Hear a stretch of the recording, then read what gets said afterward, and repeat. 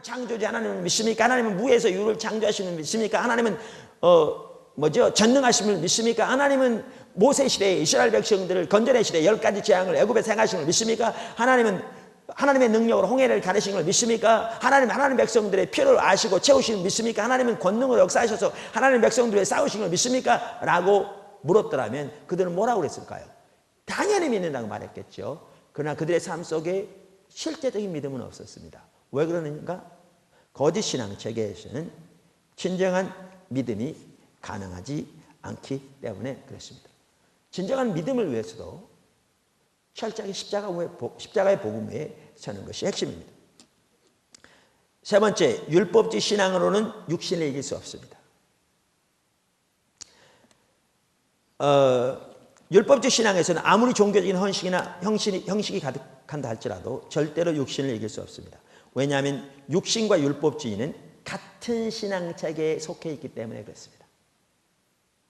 그러니까 율법주의에서는 종교적인 모양은 가득할지 몰라도 그 열매는 반드시 육신의 열매를 맺게 되어 있습니다. 여러분 갈라디아서 5장에 보면 육신의 열매가 쫙 나오잖아요. 그리고 또 뭐가 나옵니까? 성령의 열매가 나옵니다. 여러분 왜 갈라디아서에 육신의 열매와 성령의 열매가 나온 줄 아십니까? 특별히 5장에 그게 나온 줄 아십니까? 그건 다름이 아니고 참다운 십자가의 복음에 설 때 성령의 열매가 맺히는 거고, 거짓 신앙책의 율법주의에 빠지게 되면 그 결과가 육신의 열매를 맺게 돼 있기 때문에 그 3장에서도 너희가 성령으로 시작했다가 육체로 마치겠느냐라고 말하고 있는 것처럼 거짓 신앙책의 율법주의에 빠지면 육신의 열매를 맺기 때문에 아무리 종교적인 모양이 가득한다 할지라도, 그래서 사도 바울이 성령의 열매와 육신의 열매를 바로 그 갈라디아서 5장에서 말하고 있는 겁니다. 그러니까 계속 바리새인들의 예를 듭니다만은 그들은 매우 헌신된 자들이고 큰 열심과 정성으로 하나님을 섬기는 자들이고 그야말로 철저하게 11조 드리고 철저하게 안식일을 지키고 철저하게 금식하고 철저하게 구제했지만, 우리가 수없이 앞에도 살펴본 것처럼 그들의 삶 속에는 육신의 열매만 가득했다고요. 그러니까 우리의 삶을 보아도 마찬가지입니다. 지금 우리의 삶 속에 성령의 열매가 가득한가? 아니면 우리는 주일날 빼놓지 않고 교회를 가고 또 나름대로 종교적인 언어를 많이 사용하고 교리를 많이 알고 또 그 교리를 다 지식적으로 동의하는 그런 의미에 믿는다 할지라도 우리의 삶 속에 육체의 열매가 가득한가? 성경이 말하는 것을 보면 내가 지금 십자가의 복음에 서 있는지 아니면 거짓 신앙책에 빠져 있는지를 볼 수가 있을 것입니다.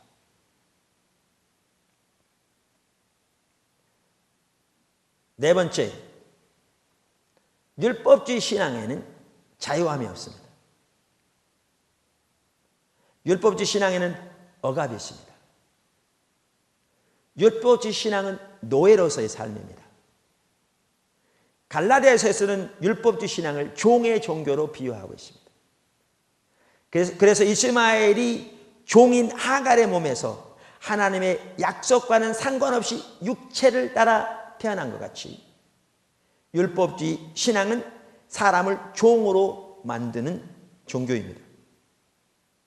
율법주의 신앙에서는 항상 하나님의 은혜를 얻기 위하여 끝없이 더 충분한 공을 쌓으려는 노예된 삶이 있을 따름입니다. 어떤 분들은 그런다고 그래요. 그러니까 우리가 하나님 앞에서 기도하는 시간의 양이 많을수록 하나님의 성령의 통치와 성령의 열매와 육체를 이기는 일이 가득할 줄로 인식하고, 어떤 목회자 같은 경우에는 강단에서 하루에 7시간씩 10시간씩 기도하기 위해서 노력하는, 저는 하나님 앞에 집중적으로 기도하는 게 잘못돼서 그 얘기 아닙니다. 당연히 기도해야죠. 제 얘기는 뭐냐 하면 그러한 시간의 대가에 따라 하나님의 성령님의 진정한 통치와 진정한 하나님의 주권적인 인도하심과 하나님의 임재가 하나님의 생명이 함께할 줄 알아서 하나님 앞에 엎드리는 그 자세를 말하는 거죠. 그건 자기의 종교적인 노력을 의지하여 하나님의 은혜를 살려고 하는 것이죠. 그러니까 보십시오. 그런 경우에는 그 10시간, 그 7시간을 채우기 위해서 그야말로 극기의 노력을 다합니다. 어떨 때는 그 앞에서 졸기도 하고, 그러면서도 거기 서 있지 않으면 불안하고 안 될 것 같고, 그리고 졸면서라도 7시간을 채우고 거기 엎드려 있었으면 이제 하나님은 뭘 한 것 같고, 그럼 하나님이 은혜로 함께 하실 것 같고, 종된 삶입니다. 우리의 육신적인 노력으로 절대로 육신을 이길 수 없습니다. 제가 아는 한 목사님은 참 귀하신 분이죠. 물론 하나님만 귀합니다. 근데 그 하나님, 한편으로는 그 안에 하나님 안에서 귀한 게 있다 그 말이죠. 그분은 40일 금식 기도를 했는데요, 다른 거 위해서 하지 않고 자기 성질을 이기려고 노력했어요. 죄송합니다. 금식 기도했어요. 우리가 40일 금식 기도하다 보면 문제를 해결해 달라고, 하나님 능력을 부어 달라고 뭐 그렇게 금식 기도하는 분들은 있지만, 자기가 너무나 성질을 쉽게 내는 것 같아서 그 성질을 죽여 달라고 그렇게 40일 금식 기도하는 사람은 많지 않잖아요. 근데 그분은 성질을 이기게 해 달라고 40일 금식 기도했어요. 근데 진짜 금식 기도하다 보니까 성질 못 내겠더래요. 성질 낼 기운이 있어야죠. 그래야 40일 금식 기도를 마쳤습니다. 보호식을 합니다. 근데 보호식을 하는데 벌써 성질 내기 시작하더래요. 여러분, 우리의 종교적인 노력으로 하나님의 은혜가 우리 가운데 함께하지 않습니다.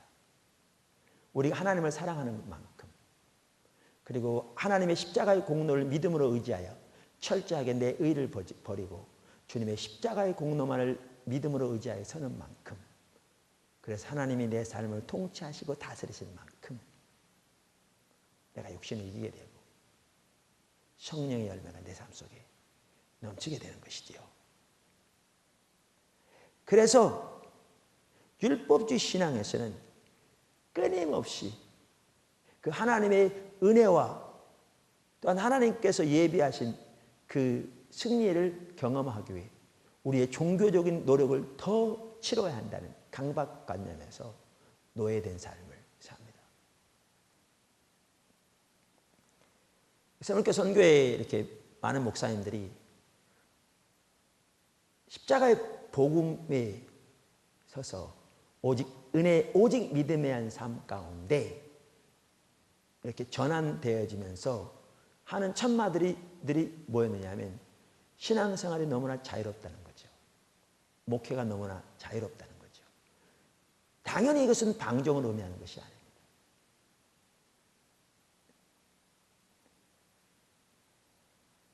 반면에 그리스도의 참된 복음 안에서의 삶은 자녀로서의 삶입니다. 종으로서의 삶이 아니라. 그래서 갈라디아서 4장 6절에 7절에 이렇게 말하죠. 너희가 아들인 고로 하나님이 그 아들의 영을 우리 마음 가운데 보내사 아바 아버지라 부르게 하셨느니라. 그러므로 내가 이후로는 종이 아니요 아들이니 아들이면 하나님으로 말미암아 유업을 얻을 자니라. 여기 아바라는 말은 아람어입니다. 그래서 우리말에는 아바 아버지 이렇게 돼 있다면 영어에는 아바 father 이렇게 돼 있고 독일은 아바 father 이렇게 돼 있습니다. 어디는 아바라고 써 있습니다. 아람어를 그대로 가져온 겁니다. 근데 아람어에서 아바라는 말은 오늘날 우리나라로 말하면 아빠라는 말입니다. 가정에서 딸이 친근하게 아빠를 부르되 격이 없이 부르는 그 용어인 혹은 아들이 그렇게 부르는 아빠라는 말입니다.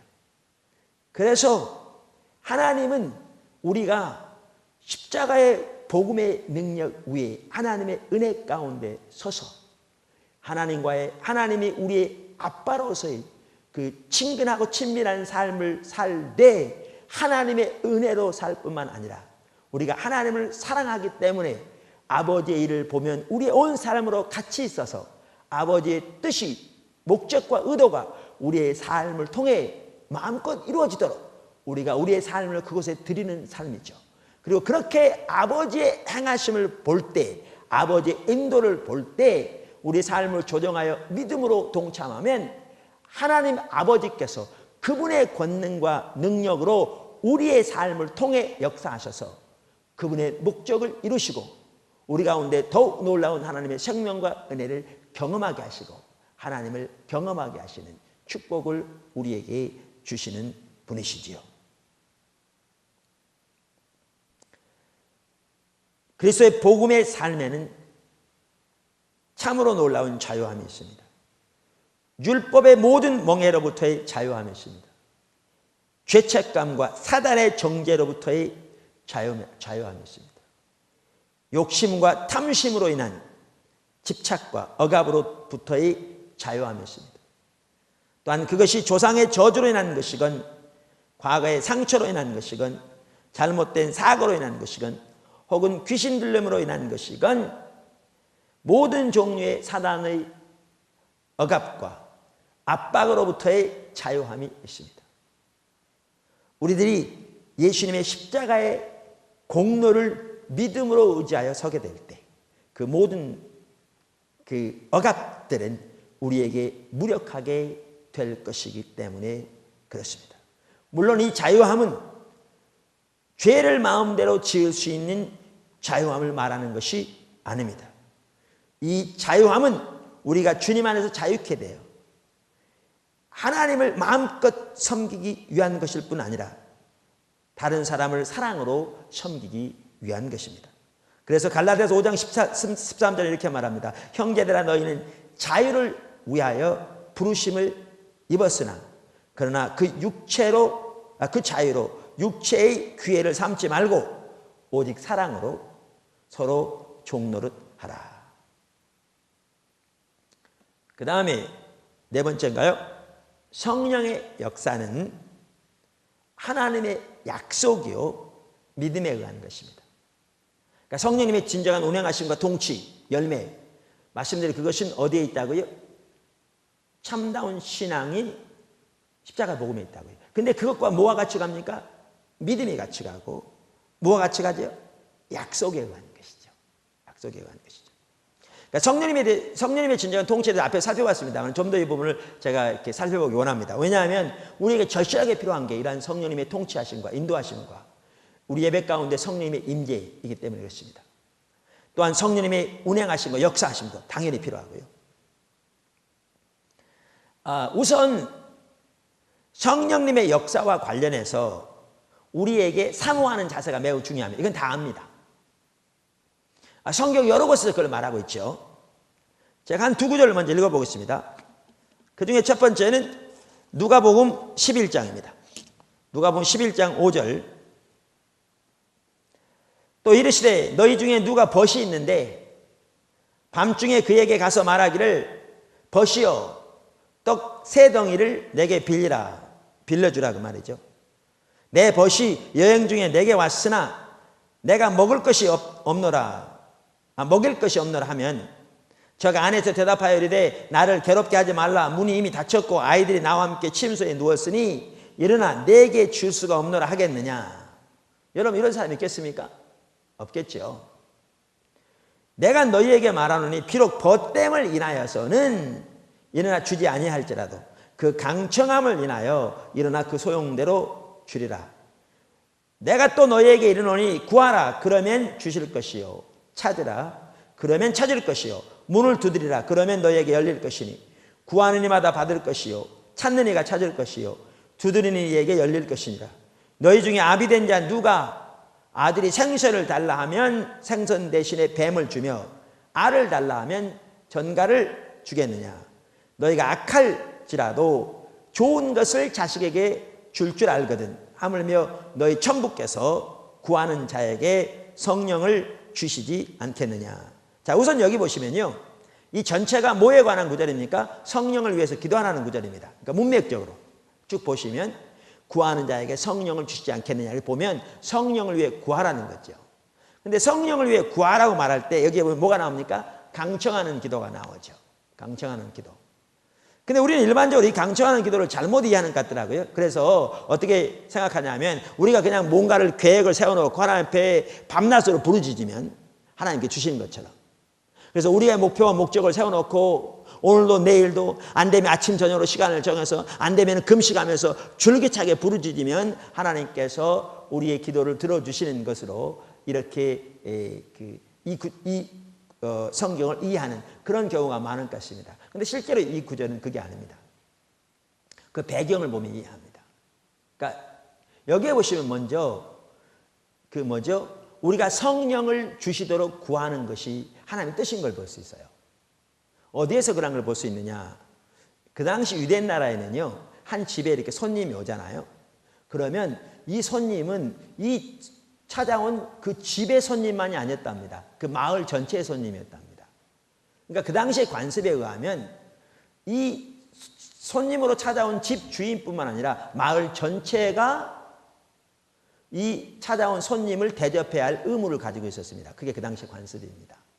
그러니까 이 집 주인은 이웃 사람에게 가서 손님을 대접할 떡을 달라고 당연히 구할 권리를 가지고 있었습니다. 지금 이 강청하는 기도의 배후에 있는 내용이 바로 그겁니다. 성령을 주시도록 구하는 기도가 당연히 하나님이 우리에게 원하시는 기도라는 겁니다. 그게 하나님이 우리에게 구하라고 하신 하나님의 뜻이라는 거죠. 근데 그 다음에 또 하나 여기 보시면 이제 어떤 어떻게 너무나 악한 사람이죠. 그 사람 이해가 나옵니다. 이건 하나님과 대조하는 거죠. 여기도 이런 사람이 있겠느냐, 우리 말에 이렇게 번역된 것처럼. 여러분 한번 생각해 보세요. 이런 자기가 해야 할 의무도 있는 사람인데 이웃집 친구가 찾아와서 자기 집에 친구가 찾아왔으니 먹을 게 대접할 게 없다고 지금 대접할 양식을 좀 빌려달라, 떡을 좀 달라, 혹은 좀 빵을 달라고 하는데 나 아이들하고 잠자리에 들었어, 안 돼, 이런 사람이 누가 있겠습니까? 아무도 없죠. 근데 이 비유의 취지는 뭐냐면 그런 사람이 세상에 누가 있겠냐. 근데 설령 그런 사람이 있다 할지라도 친구 돼서는 안 줄지 모르지만 지속적으로 구하고 지속적으로 두드리면 그 사람이 줄 거 아니냐. 이걸 말하면서 하물며 하늘에 계신 너희 아버지께서, 너희 아버지는 친구와는 정반대뿐입니다. 대조를 통해서 강조하는 거죠. 그러한 하늘에 계신 너희 아버지께서 심지어 너희 중에 아무리 좋은 자라도 하늘에 계신 아버지에 비하면 악한 자에 불과한데 너희 악한 자라도 자식에게 좋은 걸 줄 아는데 하물며 하늘에 계신 너희 아버지께서 그렇게 하나님의 뜻을 붙잡고 강청하는 자들에게 약속하신 성령을 주시지 않겠느냐, 이 말입니다. 그래서 여기에 보시면 성령님의 역사와 관련해서 한 가지 사모하는 것이 중요한 걸 보여줍니다. 사실 성령의 은사와 관련해서도 고린도전서 12장 14장에 보면 은사를 왜 간절히 사모하라고 나오죠. 뿐만 아니라 요한복음 7장 37절 39절을 보아도 명절 끝날 곧 큰 날에 예수께서 서서 외쳐 가라사대 누구든지 목마르거든 내게로 와서 마시라. 나를 믿는 자는 성령의 이름과 같이 그 배에서 생수의 강이 흘러나리라 그랬는데 그것이 뭘 가리키는 거라고요? 성령을 가리키는 거라고 그랬는데 여기에 보면 내게 와서 목마른 자가 내게 와서 마시라고 말함으로써 사모하는 자세가 중요한 것임을 말해주고 있습니다. 이처럼 성령의 역사와 관련해서 우리에게 중요한 자세 중에 하나는 뭡니까? 사모하는 겁니다. 그런데 우리는 이것을 어떻게 생각하냐, 아까도 말씀드린 대로 그렇기 때문에 우리가 14시간을 강단에서 엎드려서 매일 기도하면 하나님이 더 큰 능력을 부어주실 거라 우리는 이렇게 인식하죠. 그러다 보니까 어떤 사람에게 강한 성령의 능력이 나타나면 우리는 곧바로 묻는 말이 뭐냐 하면 하루에 몇 시간 기도합니까? 하루에 몇 시간 성경이 있습니까? 이렇게 묻습니다. 왜냐하면 우리의 종교적인 헌신에 비례해서 능력이 부어진다고, 하나님의 역사가 나타난다고 생각하니까. 근데 사모하는 자세가 필요하되 성경이 말한 것처럼 이것은 우리의 종교적인 어떤 희생과 대가를 토대로 하나님 주신다는 게 아닙니다. 왜냐하면 뭘 보면 아느냐 하면 다른 성경 구절들을 보면 아는데 이렇게 사모함을 성경에 말하되 성경은 철저하게 하나님의 성령의 역사가 약속임을 보여줍니다. 약속임을. 제가 그래서 몇 구절 읽을 텐데요. 누가복음 2장 49절 보십시오. 죄송합니다. 24장 49절. 예수님께서 승천하시기 바로 전에 제자들에게 말씀하신 거죠. 볼지어다 내가 내 아버지의 약속하신 것을 너희에게 보내리니 너희는 위로부터 능력을 입히울 때까지 이 성에 유하라 하시니라. 보십시오. 성령의 역사를 약속이라고 말합니다. 사도행전 1장 4절 사도와 같이 모이사 저에게 분부하여 가라사대 예루살렘을 떠나지 말고 내게 들은 바 아버지의 약속하신 것을 기다리라. 여기도 약속입니다. 요한은 물로 침례를 베풀었으나 혹은 세례를 베풀었으나 너희는 몇 날이 못되어 성령으로 침례를 받으리라 하셨는데, 갈라디아 3장 14절 이는 그리스도 예수 안에서 아브라함의 복이 이방인에게 미치게 하고 또 우리로 하여금 믿음으로 말미암아 성령의 약속을 받게 하려 하심이라. 이 성령의 약속이란 말은요, 약속하신 성령입니다. 이게 성령의 하면 이게 속격인데요. 자, 보세요. 여러 가지 용법으로 쓰입니다. 예를 들면 여기 보시면 여기 볼펜이 하나 있는데, 자, 이게 뭐죠? 그러니까 보십시오. 내 아내의 선물로 볼펜을 줬다. 그러면 이 말은 뭐예요? 내 아내가 준 선물이라 그 말이죠. 그러니까 아내의 선물. 근데 보시면 제가 볼펜의 선물을 받았다 이렇게 말하면 똑같이 속격인데 선물이 곧 볼펜인 거죠. 그러니까 볼펜을 선물로 받은 것을 말하죠. 그래서 여기에서는 성령의 약속이란 말은 성령이 주시는 약속을 말하는 게 아니고 성령이 곧 약속인 것을 말합니다. 성령이 곧 약속인 것을 말합니다. 그래서 여기에 보셔도 성령이 약속으로 주어지되 그것을 믿음으로 받게 되는 것이지요.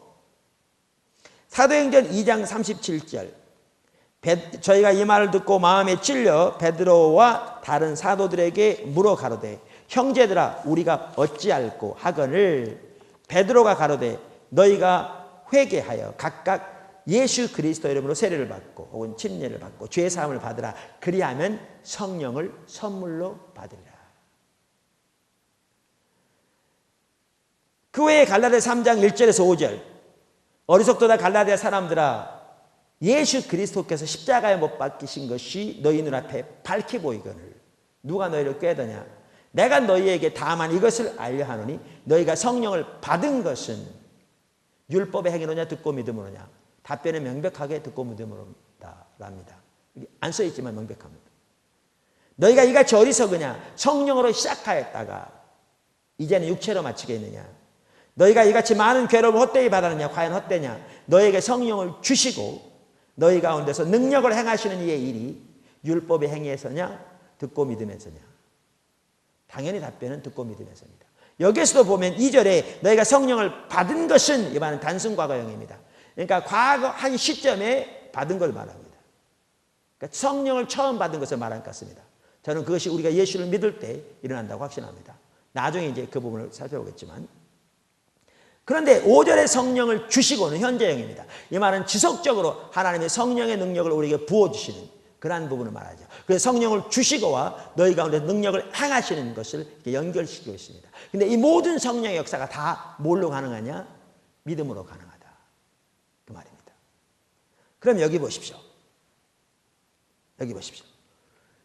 우리가 성령님이 우리 가운데 함께 하시도록 성령님이 우리 가운데 운행하시고 자유롭게 운행하실 뿐만 아니라 놀라운 성령의 능력을 또한 나타내시고 성령의 능력을 나타내실 뿐만 아니라 우리 가운데 임재하셔서 우리를 하나님께로 인도하시고 우리의 삶을 다스리시고 우리를 지도하시고 우리를 이끌어 가시기를 사모하고 열망하는 게 중요합니다.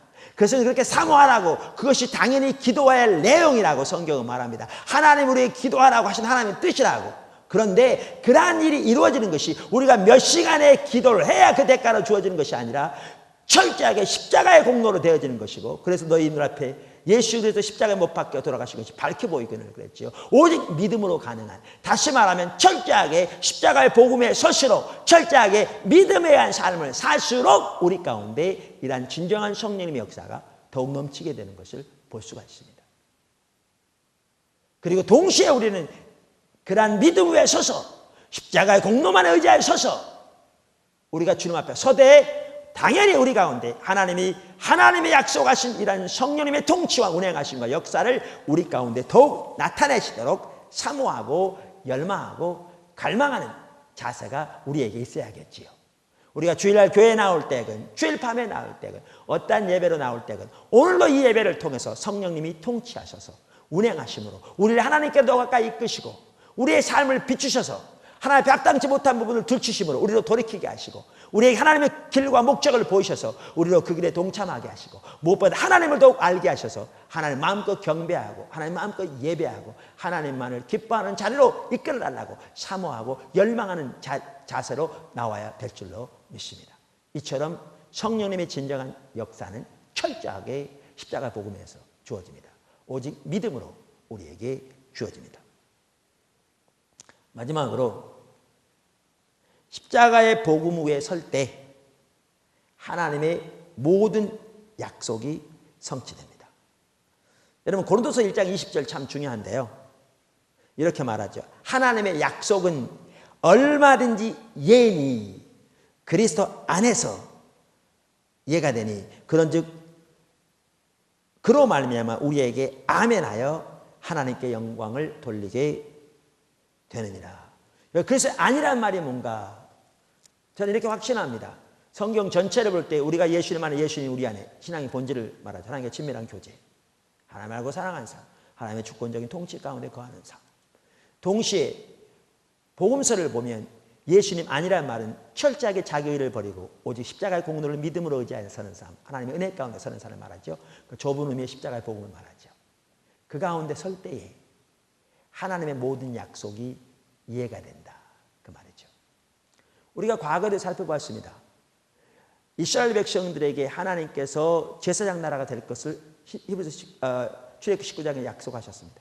그러나 저들이 신앙의 본질인 하나님과 친밀한 교제, 하나님의 온전한 주권적인 통치, 하나님의 길에 서는 삶에서 떠나 거짓 신앙책에 빠질 때 그들 가운데 의식은 가득했을지 모르지만 하나님의 관점에서는 저들이 하나님을 버렸을 때 하나님의 약속이 거두어졌습니다.